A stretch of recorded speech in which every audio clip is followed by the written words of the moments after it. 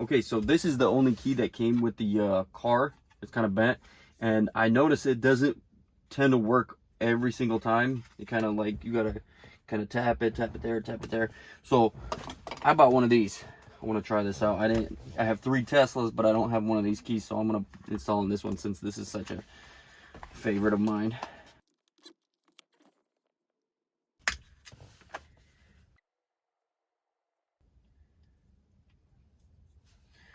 I think I did it. Okay.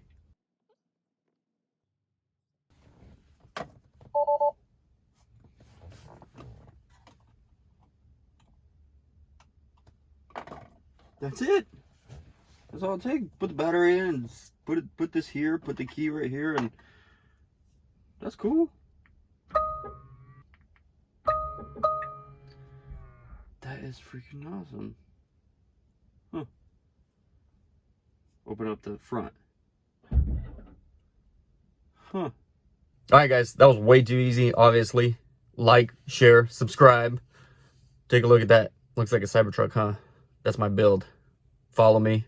Stay tuned. Thank you.